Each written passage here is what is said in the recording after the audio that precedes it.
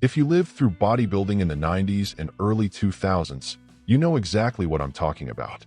That was the era of the so-called mass monsters, a time when size felt like it had no ceiling. Every single year, guys stepped on stage bigger, denser, and more jaw-dropping than the year before.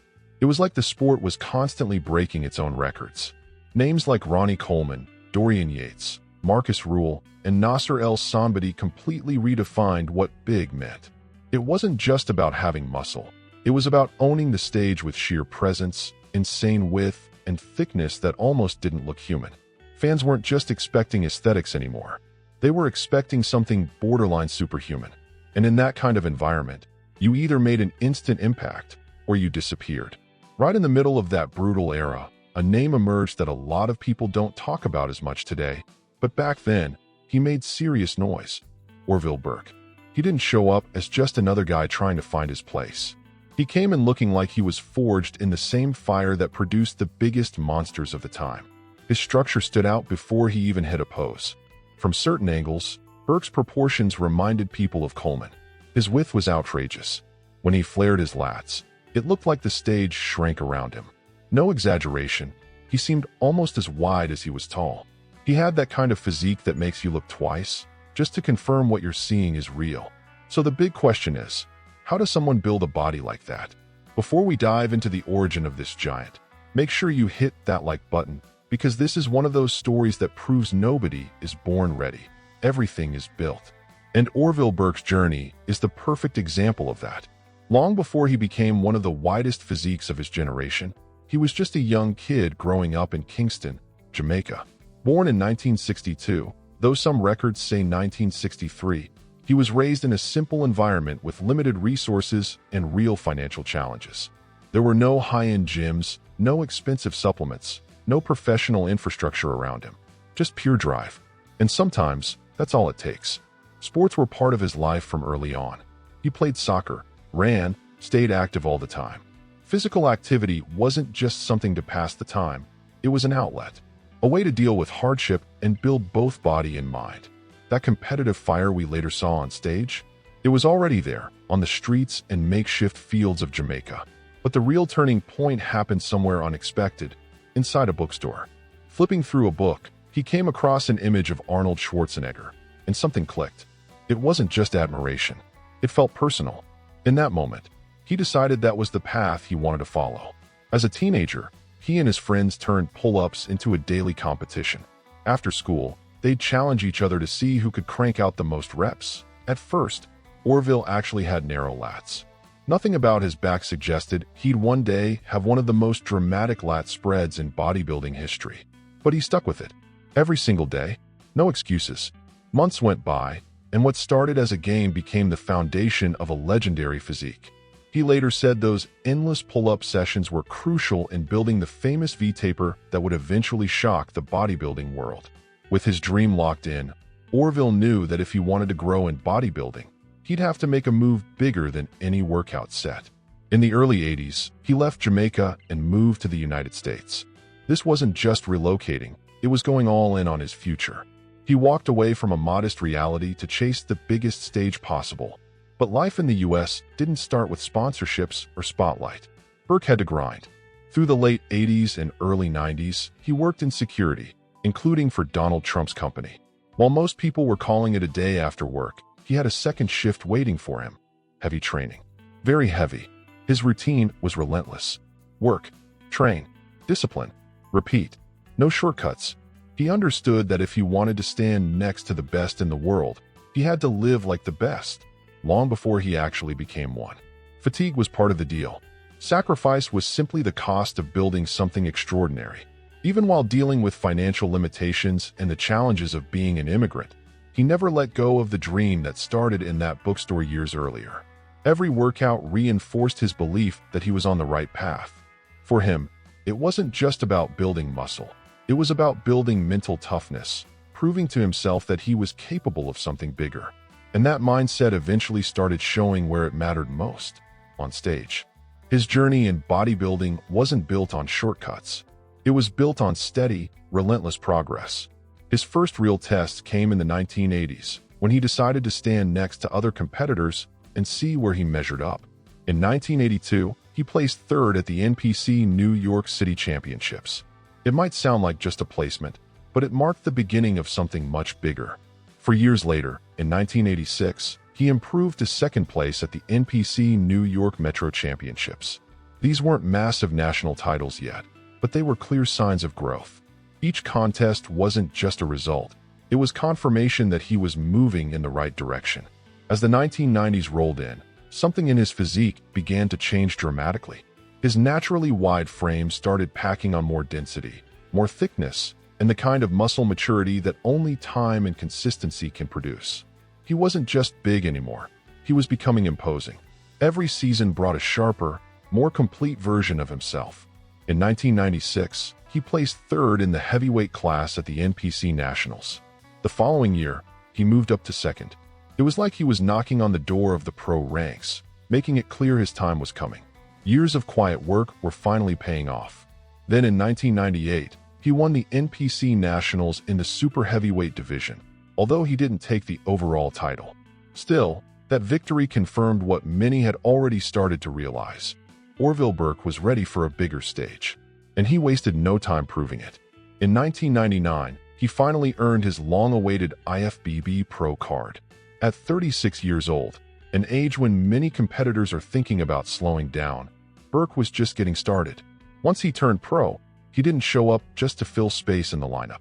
Between 2000 and 2002, he firmly established himself among the IFBB elite.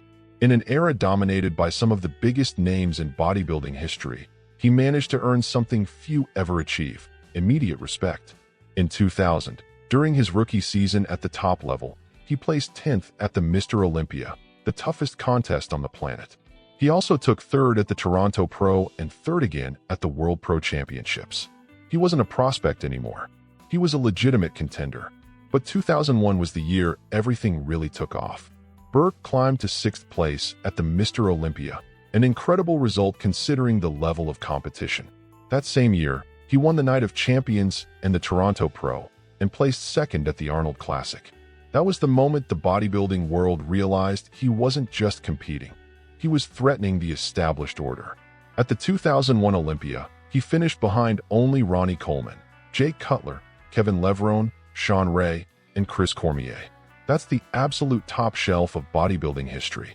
Many experts believe that with a few more years of refinement, he could have become a serious challenger for the Sando Trophy. His physique still had room for more polish, more density, more maturity. The structure was there. The foundation was unreal.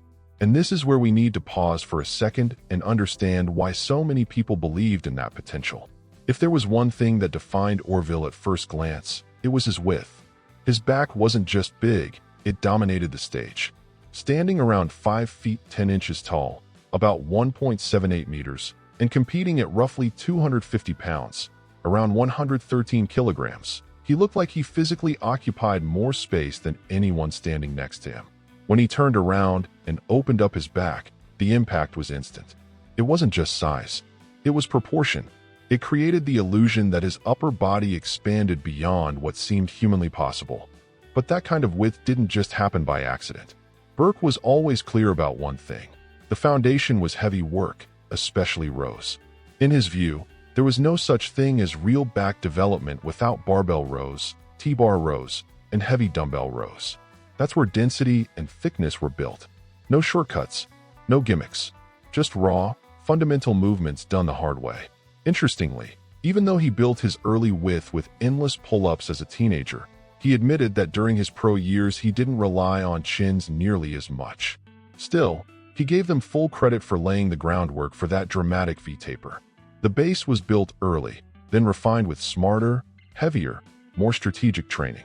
Another key detail was exercise order. He liked to leave deadlifts for the end of his back sessions. According to Burke, deadlifts were the final layer, the finishing touch that added that last level of thickness, almost like carving the final details into an already massive sculpture. His classic back routine looked simple on paper: front pull-downs for sets of 10 reps, barbell rows for sets of 8, one-arm dumbbell rows, 5 sets of 8, and deadlifts, 5 sets of 8. Straightforward structure, brutal execution. When you look at that lineup, It's easy to understand why his lats looked the way they did. And the craziest part? He was still improving. It was 2002. Orville was coming off an incredible run of results, and there was still room for growth. His physique was maturing. His position among the elite was becoming more solid every year. Everything pointed toward even bigger seasons ahead. And then, right at the peak of that upward climb, everything changed. A triceps injury required surgery, and this is where the story takes a dramatic turn. There are different accounts of how the injury happened. Some say it occurred during contest prep or even during a photo shoot. Others believe it was simply the result of heavy training. What's clear is that the surgery itself was considered routine in the world of professional bodybuilding. It was the kind of procedure many athletes undergo and come back from. But during or shortly after the operation, severe complications developed. Some reports suggest blood clots formed, leading to a pulmonary embolism. Others mention a seizure while under anesthesia. Regardless of the exact cause, the outcome was devastating. Orville Burke fell into a coma. He remained in critical condition for weeks. The bodybuilding world watched anxiously, hoping for the recovery of the giant who had earned respect on the sport's biggest stages. When he finally woke up, it was a victory for life, but nothing was the same. He survived, but his health was deeply affected. A return to the competitive stage never happened. After the coma and the long, delicate recovery process, Orville essentially disappeared from the bodybuilding spotlight. There was no official farewell on stage, no dramatic retirement announcement, just silence. For a man who once took up so much physical space, his absence felt even bigger. It was as if a giant had simply stepped out of the frame. Over the years, reports surfaced that he had moved to Sweden with his wife, choosing a life away from the spotlight, away from competition, away from constant comparisons, away from pressure. After everything he endured, that may have been the wisest decision of all. Not every victory happens under stage lights. Even in retirement, though, his name never fully faded. Anytime extreme width and dominant lat spreads come up in conversation, Orville Burke's name surfaces. He may not have won the Olympia, but he built something very few athletes ever achieve: lasting respect. His physique is still remembered as one of the widest the sport has ever seen. His journey has all the elements of a powerful story: humble beginnings, relentless discipline, rapid rise, and an unexpected tragedy. He proved that you could start with very little and fight your way into the world's elite through sheer focus and work ethic. And at the same time, his story reminds us just how unpredictable this sport can be. And the question that still lingers among fans is this: if he had continued competing, could he have truly challenged Ronnie Coleman or Jay Cutler at their peak? We'll never know. But one thing is certain: Orville Burke wasn't just another name on a list. He was a giant who left a mark that's impossible to ignore. If you enjoyed this story and want to see more iconic bodybuilding journeys, make sure to hit that like button, drop a comment below telling me which athlete you want featured next, and subscribe so you don't miss what's coming. Because here, the story of bodybuilding keeps going.